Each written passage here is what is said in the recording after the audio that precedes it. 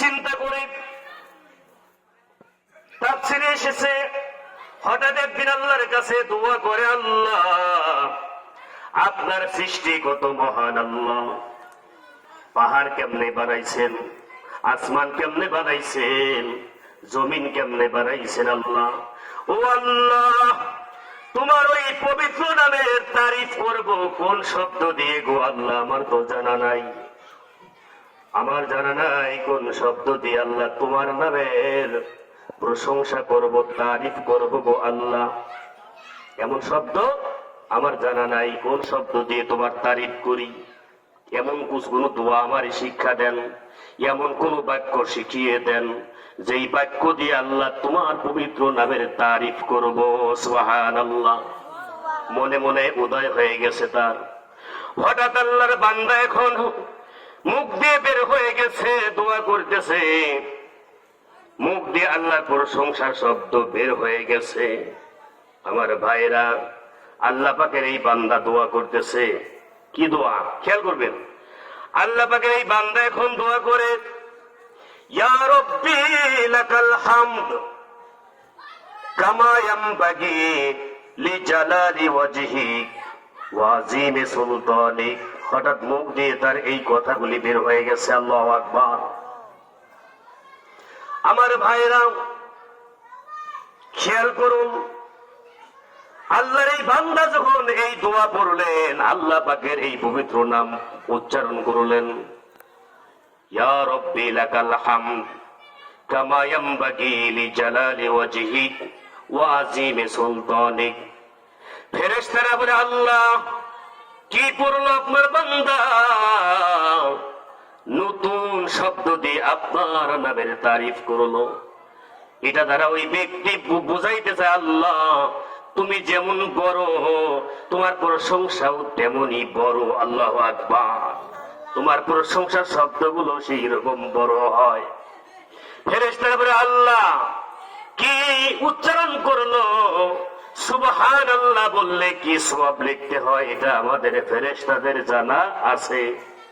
আলহামদুলিল্লাহ বললে আলহামদুলিল্লাহর সওয়াব কি পরিমাণ দিতে হয় এটাও আমাদের জানা আছে। কিন্তু এই শব্দের সওয়াব কি রকম দেব এটা আমাদের জানা নাই। আমার ভাইরা, একবার যদি কোনো ব্যক্তি সুবহানাল্লাহ বলে, আল্লাহর নবী বলেন, আল্লাহ পাক সুবহানাল্লাহর বরকতে ওই ব্যক্তির জন্য জান্নাতের মধ্যে একটা গাছ আল্লাহ পাক রোপণ করে, গাছ লাগায়। আল্লাহু আকবার। নবীজি বলেন, ওই একবার সুবহানাল্লাহ বললে জান্নাতে তার জন্য একটি গাছ তৈরি হয়ে যায়।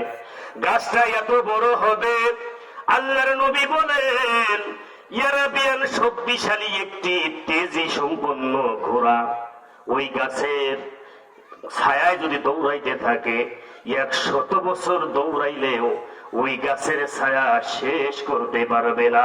সুবহানাল্লাহ। মানে একবার সুবহানাল্লাহ বললে কি হয়, আমার আপনার আমল নামায় আমার আপনার জন্য আল্লাহ পাক জান্নাতের মধ্যে গাছ লাগিয়ে দেন।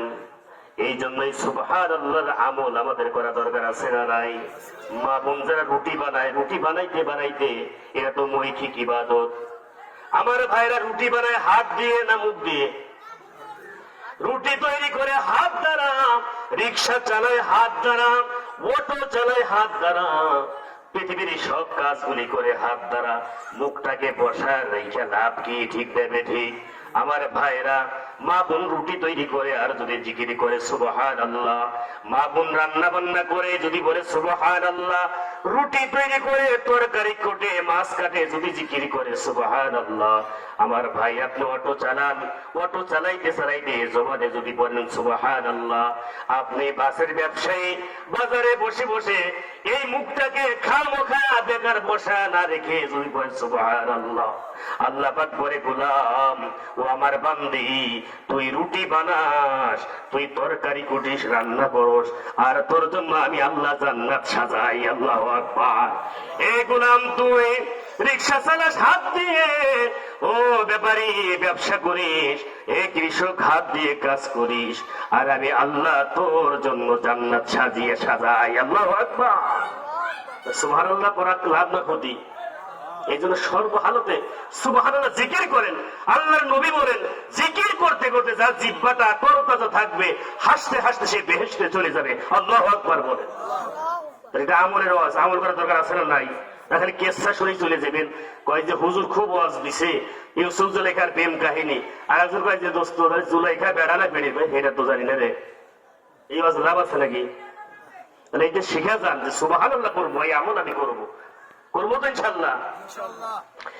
এবার এই সাহাবী বলেন, ইয়া রাব্বি লাকাল হামদ কামা ইয়ানবাগি লিজালালি ওয়াজহিক ওয়া আযীমি সুলতানিক। ফেরেশতারা বলে, আল্লাহ সুবহানাল্লাহর সওয়াব কত এটা আমরা দেখতে পারি, জানা আছে। আলহামদুলিল্লাহ বললে কি লাভ, এটা জানা আছে।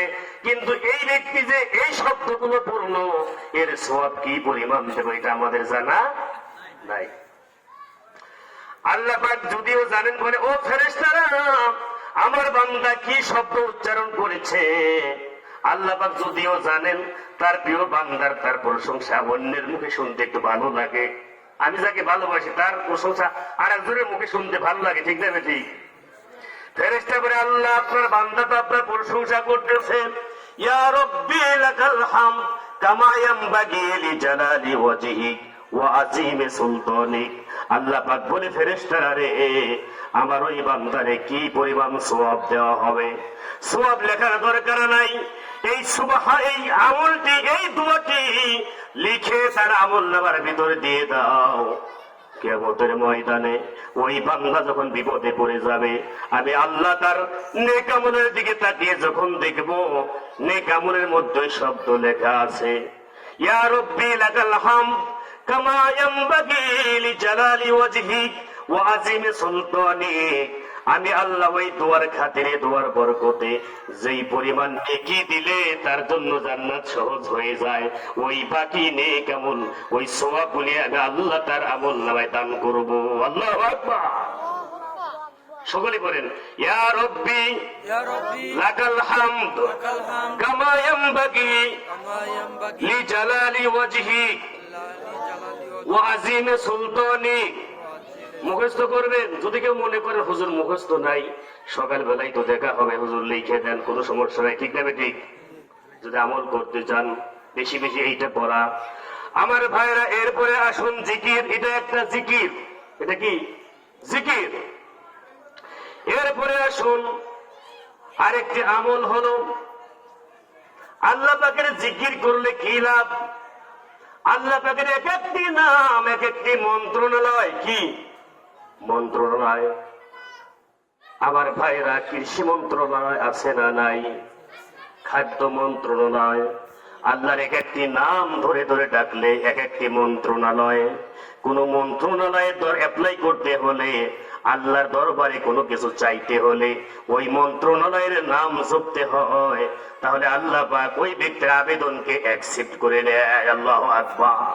মন্ত্রণালয়, আপনার রিজিকের অভাব আছে, আল্লাহর নাম ধরে ধরে ডাকেন, ইয়া রাজ্জাক।